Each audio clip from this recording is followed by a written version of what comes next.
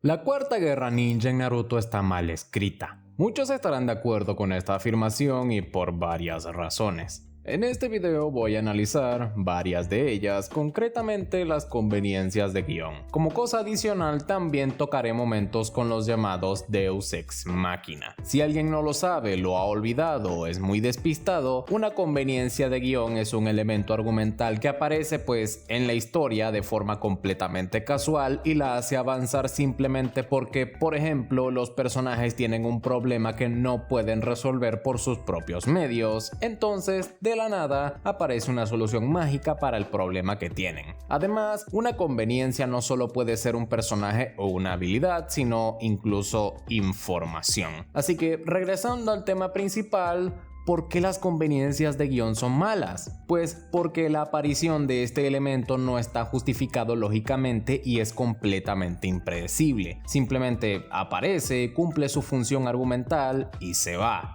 Esto es un indicio de un trabajo perezoso por parte del autor. ¿Para qué pensar la trama de antemano, crear una estructura compleja donde todo esté interconectado y justificado si simplemente se puede decir a los personajes, oigan, pues ganen?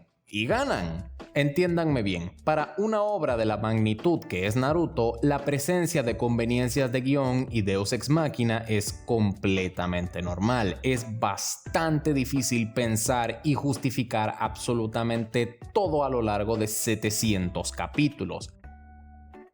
Pero una cosa es cuando estos están distribuidos en una capa a lo largo de toda la obra y otra cosa muy distinta cuando su concentración se dispara en un único bloque argumental. Para que se entienda un poco mejor, quiero poner un ejemplo. El giro de Itachi pasándose al bando de la Alianza fue una completa sorpresa, pero no es una conveniencia ni un Deus Ex Machina. A este giro nos fueron llevando hábilmente desde el arco de la persecución de Itachi, colocándole un cuervo a Naruto, y en el arco del consejo nos presentaron el Koto a Matsukami y la muerte de Shisui. Era una pista que finalmente se disparó. El animal salió, el genjutsu se activó y sabíamos tanto de uno como de lo otro. Todo fue bastante lógico, fue un buen giro argumental. En este video he reunido precisamente los que son terribles, aquellos que son difíciles de justificar porque o bien ocurren de la nada o bien contradicen la información establecida inicialmente. La introducción ha quedado demasiado larga, pero creo que es necesario para evitar preguntas innecesarias en los comentarios.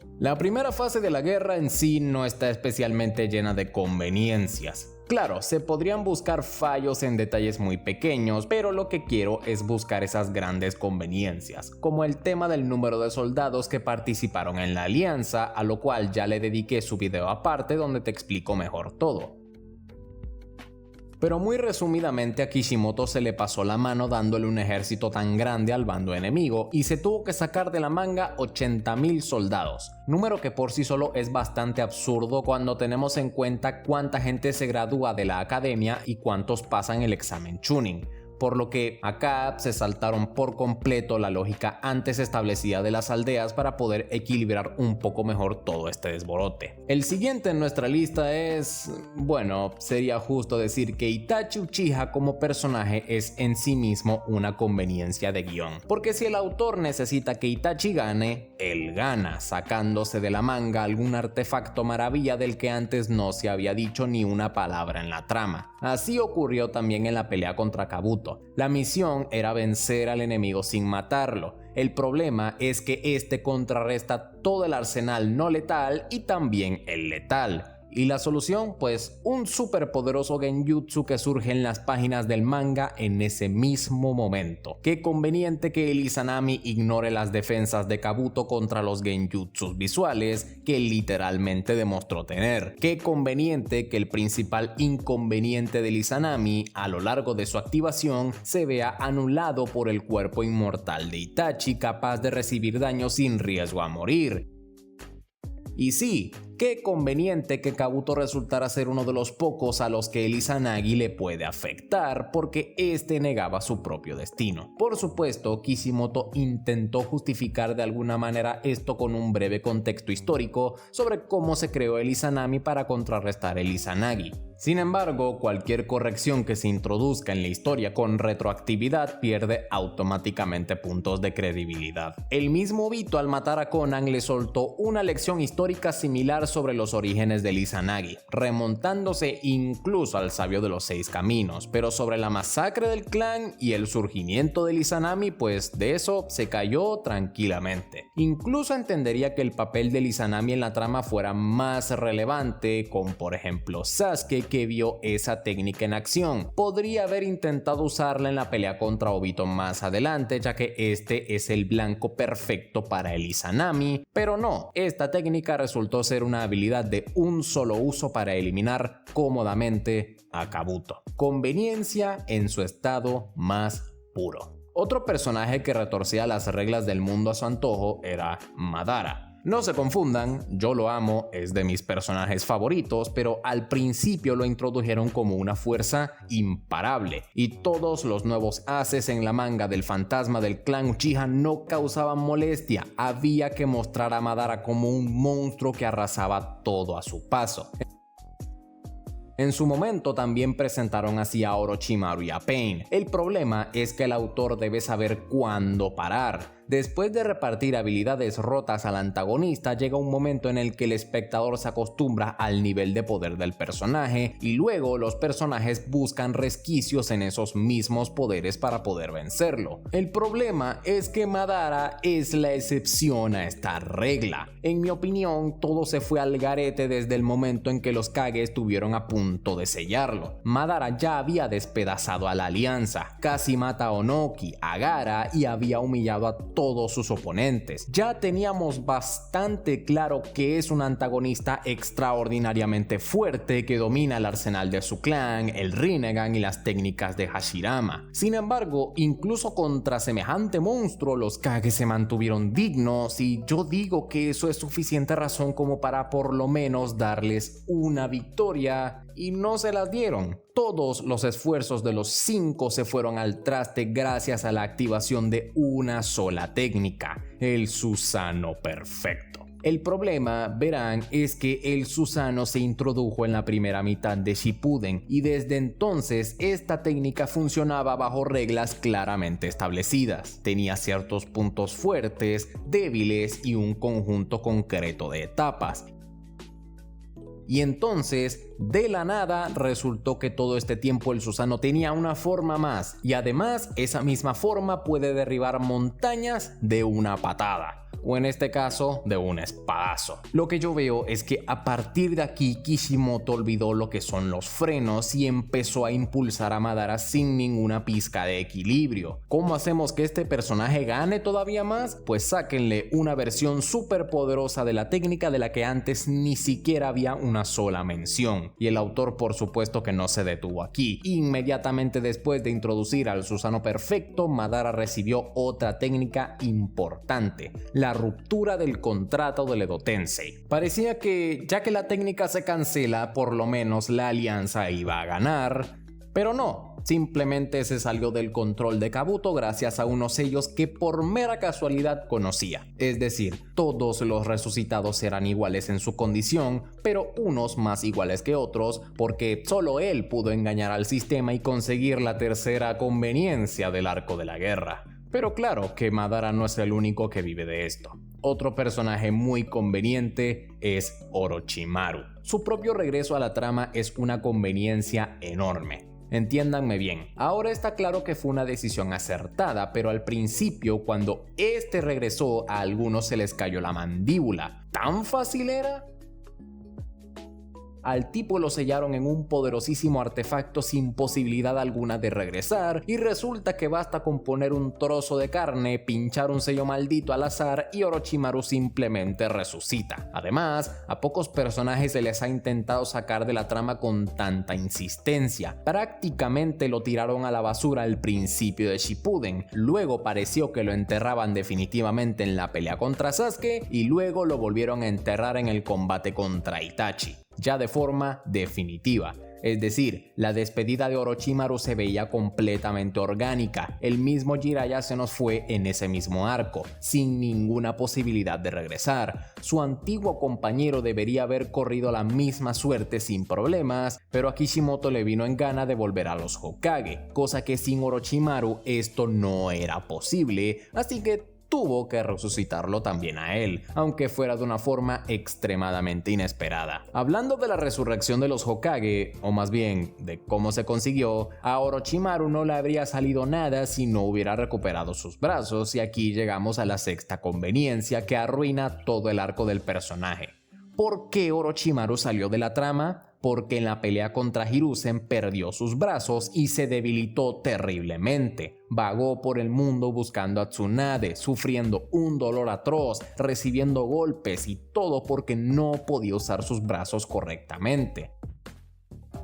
Y resulta que todo este tiempo se podía realizar un ritual cortándole el vientre al dios de la muerte, para lo cual solo se necesitaba una máscara del templo Uzumaki, que es facilísima de obtener. Simplemente entras y la tomas. El templo es un cobertizo abandonado en algún lugar remoto. A nadie le importa porque ni siquiera está custodiado. Tomas lo que buscas, realizas el ritual y listo, los brazos en su sitio. Lo más gracioso es que Orochimaru sabía todo esto, o debería haberlo sabido. No creo que la espada Totsuka le susurrara algo así. Es decir, en cuanto Hiruzen le selló los brazos, el Sannin podía haber ido al templo y tomar la máscara, ya que la aldea estaba literalmente en ruinas. El mismo Itachi entró sin ningún problema y nadie le pudo hacer nada. Claro, al realizar el ritual, Orochimaru tendría que saltar a otro recipiente, pero desde la segunda mitad de la primera temporada tenía la intención de cambiar de cuerpo. Es decir, al trasladarse al cuerpo de Genyumaru podía haber recuperado sus brazos y no haber sufrido nada.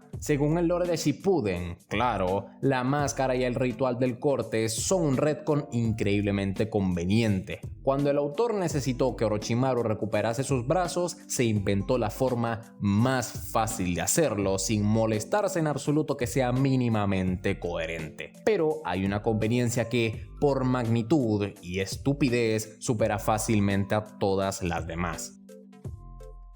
Y hablo del renacimiento del 10 colas. Seamos claros, ¿por qué se libró la guerra? Por los Jinchuriki del 8 y el 9 colas. A Obito le faltaban ellos para revivir al monstruo. Sin bestias no hay plan y no hay victoria. Muy simple. Y de repente resulta que en realidad no. Obito no necesita bestias completas, solo una pequeña parte del chakra de cada una. El tentáculo de Gyuki ya lo había conseguido. Pues bien, el chakra del zorro, proveniente de Kinkaku y Ginkaku, podía haberlo conseguido antes del inicio de las hostilidades en el escondite de Akatsuki con solo pedírselo a Kabuto. Es decir, esta conveniencia que viola los requisitos para la resurrección del 10 colas literalmente devalúa toda la guerra. Por supuesto, el 10 colas sin Kurama y Gyuki resucitó incompleto, pero vamos, para su evolución completa solo necesitó unas horas, quizás menos. También hay que tener en cuenta que Obito soñaba con sumergir el mundo en sangre y mostrar lo que es la verdadera desesperación, pero ¿saben? Como vimos en el canon, sumergir el mundo en caos es mucho más costoso y divertido estando sobre la cabeza del 10 colas que toparse con 7 conveniencias. No se preocupen, queda poco. Una parte significativa de ello se concentra literalmente al final, donde ya se notaba que Kishimoto simplemente estaba cansado de escribir esta historia.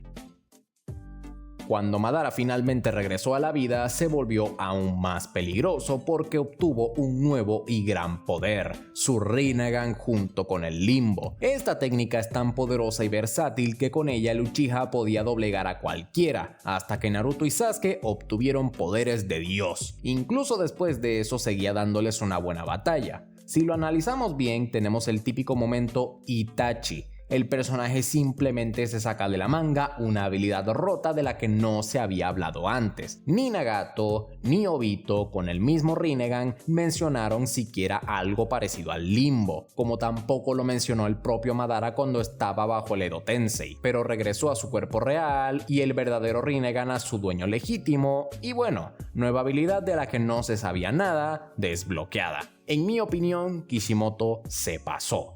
Pero no crean que solo los villanos pueden tocar las conveniencias de guión. Los personajes principales también tuvieron mucha suerte en ese sentido. La novena le corresponde a Naruto y Sasuke, que resultaron ser reencarnaciones de los hijos de Hagoromo. Claro, en su momento Obito ya profetizó su enfrentamiento como herederos de los hijos del sabio, pero ser descendientes lejanos y ser literalmente reencarnaciones no es lo mismo. Y por supuesto, este estatus no jugó ningún papel en la trama hasta el momento más oportuno, justo cuando se necesitaba que los personajes tuvieran un vínculo familiar directo con Hagoromo.